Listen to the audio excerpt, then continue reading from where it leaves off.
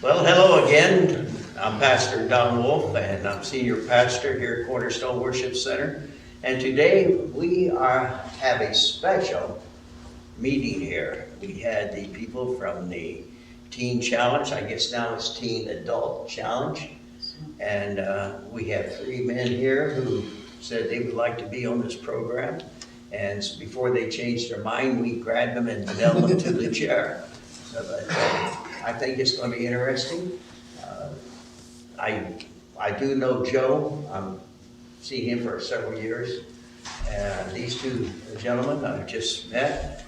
But if you don't mind, I'm going to say this. You're my brothers. And I enjoy being with people of the Lord. Well, since I know you the most, Joe, would you like to share a little bit of what got you into Teen Challenge? Which time? Which time? I'm a repeat offender. Speak up just a little bit, will you? My life, for me, back in 2000, I got arrested and I got sentenced to I was serving drug possession charges. And I was looking to face prison, and I found myself locked up in a jail cell. And while I was in the jail cell, there was a Bible. I don't know who puts them Bibles in there, but thank God they do. And I opened the Bible up to Matthew, and I began to read it, and I just started crying. And the presence of the Lord just filled my jail cell, and I heard a voice say, "Go to Teen Challenge." Amen. And I looked up, and I was sitting looking out the window in my jail cell, and I just started to break down and said, "God, I can't do this anymore. I don't want to live this way no more." And I heard it again, "Go to Teen Challenge." So eventually I got a hold of a deputy, told him I wanted to make a phone call to Teen Challenge, and the rest is history. Now that was back in 2000. In 2004, I was serving the Lord. I was starting to compromise in my walk a little bit. I was starting to smoke cigarettes, have an occasional beer here and there, and my mom decided that she wanted to end her life. So a couple days before her birthday in April, she shot herself in the head. I came home from work, and I found my mom laying in her living room, or in her bed, with a gun in her hand, and she was no longer with us. At that point, I just looked up to God and got angry and said, "God, I changed my life for this very moment." And I really felt that, my mom was one of the closest people to me. And she had an understanding of what I was doing in my life change, and I had her going to church with me, and she gave her life to the Lord. And not too long after that, she killed herself. So it left me in a position where I got angry at God, I got angry at myself. I ended up going back out and using drugs again. I was going through a divorce at that time. I had a whole chunk of money, and I just said heck with it. And I ended up getting arrested again, this time for possession again. I was facing prison time, and I went brought before the judge, and he says, "I don't know why I'm doing this, but I hear you want to go to Teen Challenge again." He says, "Apparently it didn't work the first time." He says, "But for some reason, I'm going to let you go." And so I came here to Michigan at Mid-Michigan Teen Challenge. I graduated the program in 2005. I went home, I got married, and all that time God was telling me that I needed to stay in Michigan and become and work on staff here at Mid-Michigan Teen Challenge. So I had that inkling that, I was called to this type of ministry. And I ignored God, and I went home and did my thing. I got married, had a child, was married for 12 years. And one day I just decided that life was getting too difficult. I decided to go to a bar, met up with some friends, and it wasn't a good choice. My ex-wife now said, "That's enough. I'm not going through this. I'm taking your daughter and I'm leaving." So she left me. Good Friday 2018, I decided I was going to end my life. I attempted to kill myself by drinking myself to death or overdosing on drugs. And God had other plans for me. Amen. Like I said in the church service, I cried out for God to take my life because I was just done. I was tired of the hurt. I was tired of hurting. I was tired of hurting others. And the only thing I could do was cry out to God. You know, either God, you take my life tonight, or I'm going to take it myself. And I tried to take it myself. I ended up getting sick and throwing everything up that I forced down in my system. I woke up the next morning angry at God, saying, all right, God, you know, you didn't take my life, so now what? You know, I had a backup plan. I was going to do something else. And in the midst of all that, I was talking to Andreas, our men's staff supervisor, and he kept telling me, hey, man, you know, don't you think you need to come back? And I'm like, not just yet. You know, I got some things I got to take care of first. And basically what I was trying to tell him was that, you know, I'm not done trying to kill myself yet. I'm going to wait a little while. So for 6 months, I starved myself to death. I was using drugs, crack cocaine just about every day. I wasn't eating. I came into Mid-Michigan Teen Challenge in 2018. I weighed about 130 pounds. The bones in my body were sticking out of my body. I was so malnourished. But I thank God that I made that choice. You know, during the 4 years that I've been back here, God's just shown me to put my trust in Him. It's a faith walk, not a cakewalk. That's right. And in the hard times is when you really have to buckle down and say, you know what, Lord, no matter what, I'm going to stick this out. I'm staying. You've called me, and I want to fulfill my purpose for you in your kingdom. So that's where I'm at. I'm working on staff here at Mid-Michigan Teen Challenge. I'll be here September 5th. I'll be here for 4 years. And, you know, I just want to serve the Lord. You know, that's my cry is no matter what, in any way, shape, size, or form, Lord, I just want to serve you. Whether it's cleaning toilets or doing a program like this, I'm just His. I'm available. Amen. William, how you doing? I'm doing fine. I like that smile you got. What brought me to Teen Challenge? For years I battled alcoholism. My father was an alcoholic. He ended up losing his life. He had a massive heart attack. Tried to detox himself. But I always had a successful career in whatever I did. But I never would put God first in my life. I always kept Him on the back burner. Mm-hmm. And when times would start to get rough, I would always say, well, God, if you can get me out of this one, I serve you. And soon as everything would always be going good again, I would always start dibbling and dabbing back into the world way of life, to the point where my daughter's mother, we dated for like 14 years, got married, and I was on the top of the world. The world didn't owe me nothing. And my marriage, after 14 years of dating, I never seen my first year anniversary. Because I really didn't care as long as I was doing what I wanted to do. And I felt successful, not knowing that I really wasn't successful. Because I wasn't giving honor to the one that gave me the ability and the skills that I really had. I was a corporate trainer, opened 7 Roadhouse Grill restaurants from South Florida to New York, flew around a lot, did a lot of things. But things got out of hand, and I became drinking very heavy, and snorting cocaine really became a big part of my life because I was what we would call a night owl. I loved the nightlife.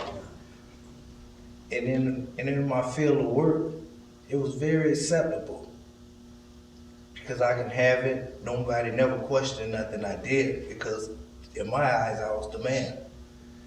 And it cost me my first marriage with adultery, not coming home at night. Then I went to Tampa, Florida. I really realized that I needed help because my mom was always telling me and my brothers, if the Lord can't straighten you out, the penitentiary will. Mm-hmm. And I didn't want to go to jail. So I went down to Florida, went to a program called the Lighthouse, and I finished the program and became successful, got back on my feet very quickly, ended up back around that mountain again. I moved to Connecticut, where I met a nice young lady. She was crazy about me, I was crazy about her. And I really thought I was over everything, you know. We got married. And one of my cousins had passed that was very, very close to me. And I started drinking again. Knowingly I should have went to God. Because going back to that bottle, it was always a down spiral. Right. And I knew it. It's like God would say, either me or the bottle. When the bottle's gone, I'm still here. But I would choose the bottle every time. To the point when I came to Teen Challenge, I was at the point where I made the phone call. I was at work. And I just packed my bags and took what I had and got on an airplane. And came and got help. And it was like the best decision of my life. I didn't care what nobody thought. Because I knew it was my life I was destroying, nobody else's. And I was hurting the people that loved me for no reason but me just being selfish. You know, the money, the fame, it didn't mean nothing to me. Because I feel that I realized in life that God had more for me than what my bank account looked like or what the people in the street looked at me as. And I look at my kids, 3 grandkids, my mom, God bless me, 74 years old.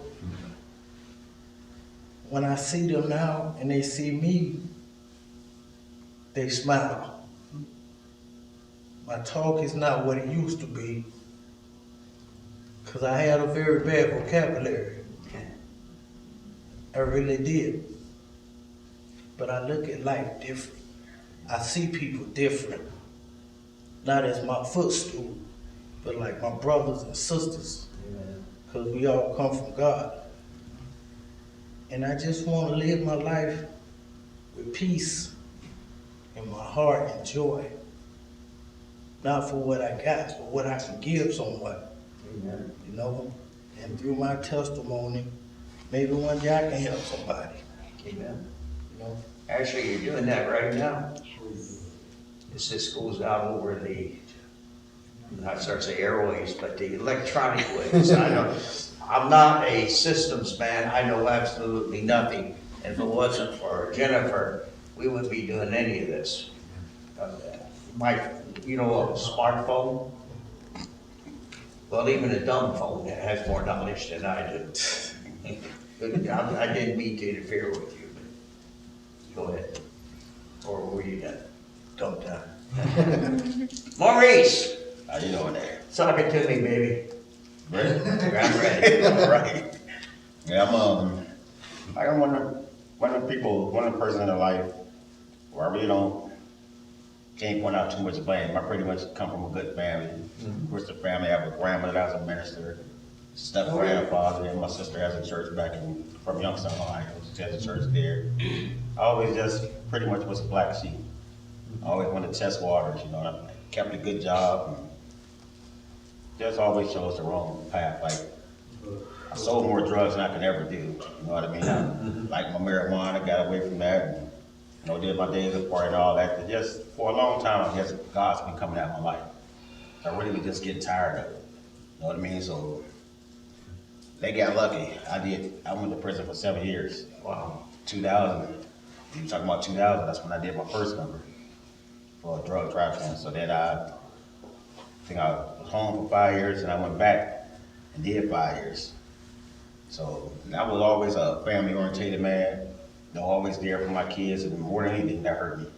I was seeing it hurt, I was bringing up, like, people around you that love you, usually the ones you hurt the most. Right. You know what I mean? So it's just, to me, it was a long walk. When you look back at it, it wasn't that fast, but it really was. Right. So I got married, got divorced. I got shot when I was 15. I was getting shot at 30, I got 15 years. I got shot when I was 15.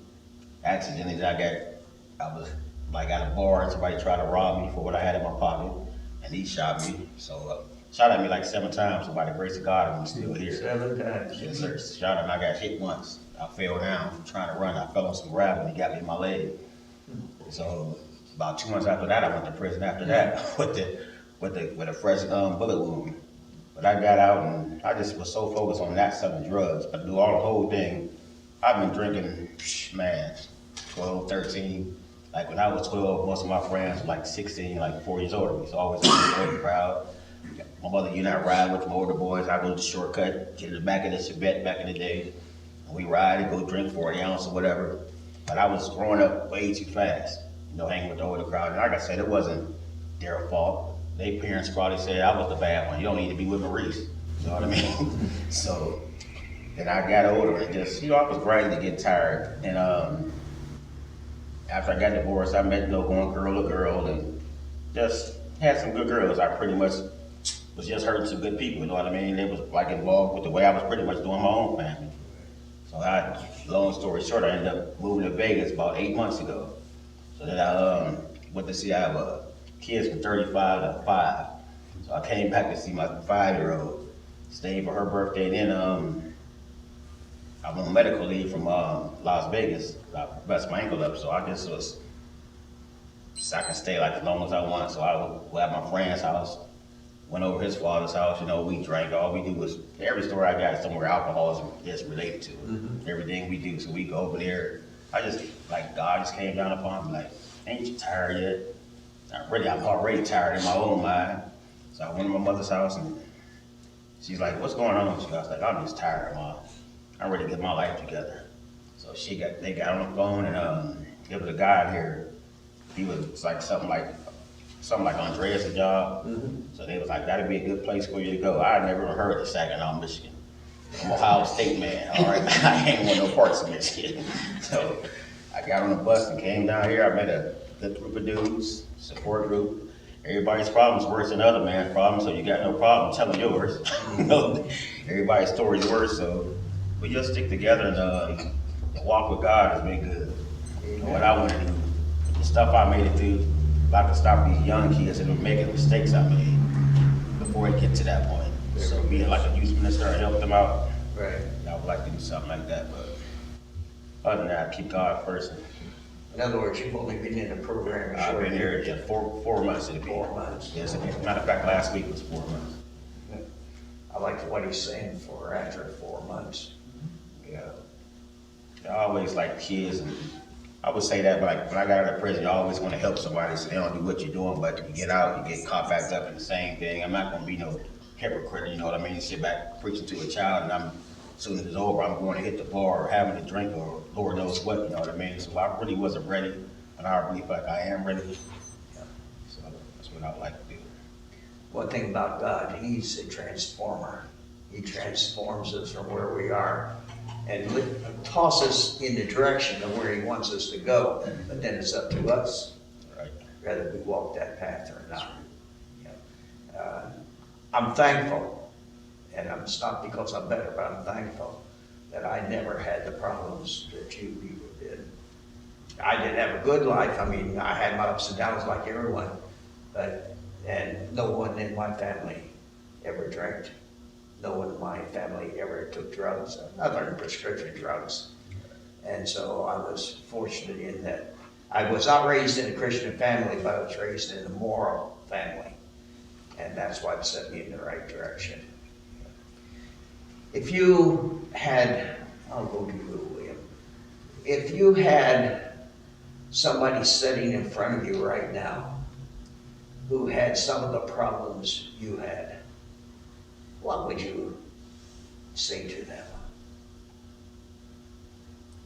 First, I would tell them my struggle and what helped me to overcome the person that I was. Because you can't put a fire out with fire. You know, you gotta go to a higher power. Yes. You know, people can write books all day long and tell you about addictions and share their opinion about a problem. But if you never walked in those shoes, what can you tell a person, you know? I walked in alcoholism, cocaine, marijuana, but I also served God. And if I had to weigh it, God was a hell of a lot better than any other addictions. Because one day that party gonna end, and then once that party's over and you wake up, you got to face reality. But walking with God, when you wake up, things get better and better and better, you know? Thank you for that day being awoke. Exactly. I have an expression, more gooder. More good. More gooder. So, let's put you in the same position, Joe. Someone was sitting in front of me. Who's going through some of the same problems you have. I would tell them it's a fight. You're in a battle for your life. And it's up to us or to you to, if you want to win that fight or not, and to trust in the Lord. I'm big on trust nowadays. I didn't know what real faith was until I really came to the program of Mid-Michigan Teen Challenge to actually put all my trust in God. I would tell that person to trust in the Lord. It gets better. Just because you're in that position and you might be failing, the Lord is faithful. There's hope. It doesn't have to end that way. It can always change. That change is up to us.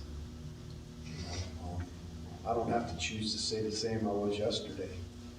I wake up and God's mercies are new every morning. But I have to make that change. I have to decide whether or not I'm going to wake up grumpy and it's going to be a bad day, or if I'm going to wake up happy and joyful that God's woken me up out of my sleep and given me the breath to actually take that breath and say, you know what, it's going to be a good day this morning. I'm going to rejoice in it. I'm alive. I'm well. I'm not putting chemicals in my body to make me feel better, to change my mood.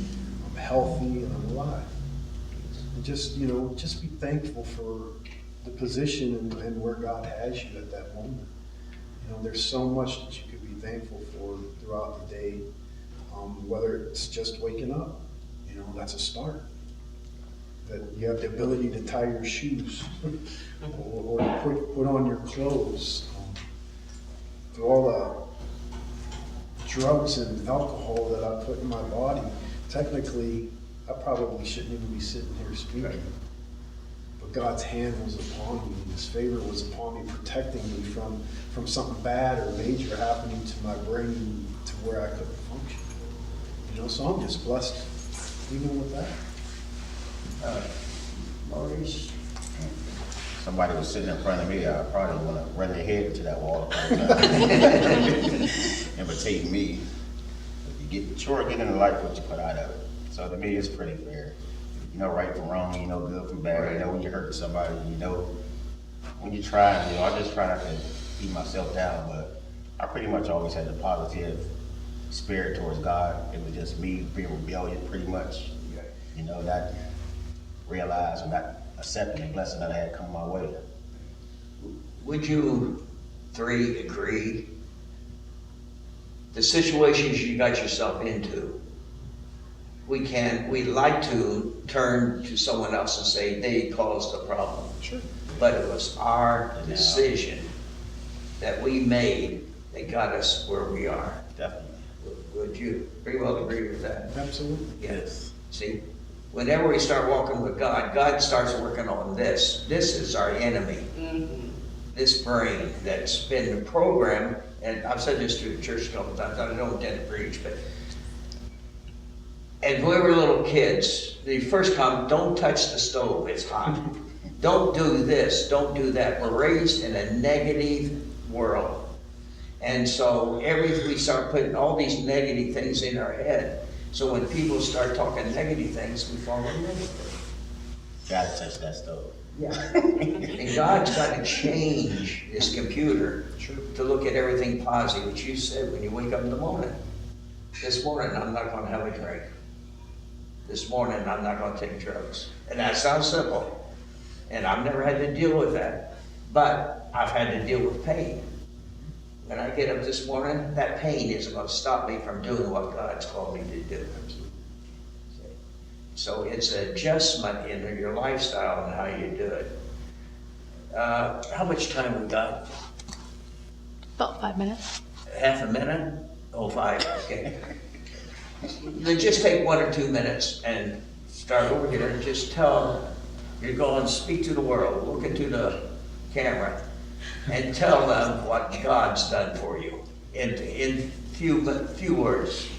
I was labeled bipolar and depressed. I was on a Ziploc baggie full of antidepressants when I came to Teen Challenge in 2018.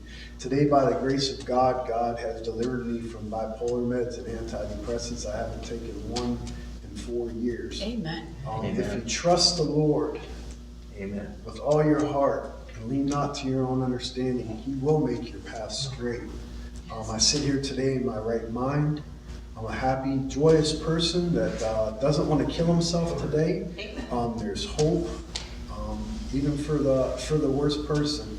No matter what you've done, there's hope for you. But you have to be willing to make that choice. Say, I'm not going to stay that way. I'm not going to stay the same. And today I decide to change. Amen. Amen. I would like to say, I thank God for a lot of things. I thank God for my children.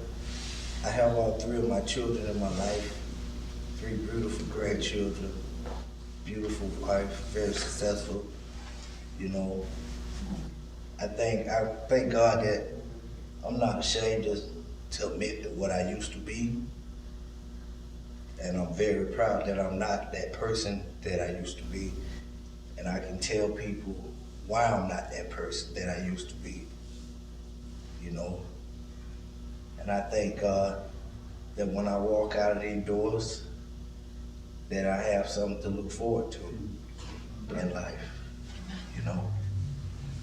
I look forward to going to school, get my bachelor's degree, you know, moving into my home with my family, watching my youngest daughter attend college. She received a 4-year scholarship. You know, I have something really to look forward to. And it's not because I did something spectacular in the world. It's just I trust in God and didn't ever look back this time. I just put all my trust in Him.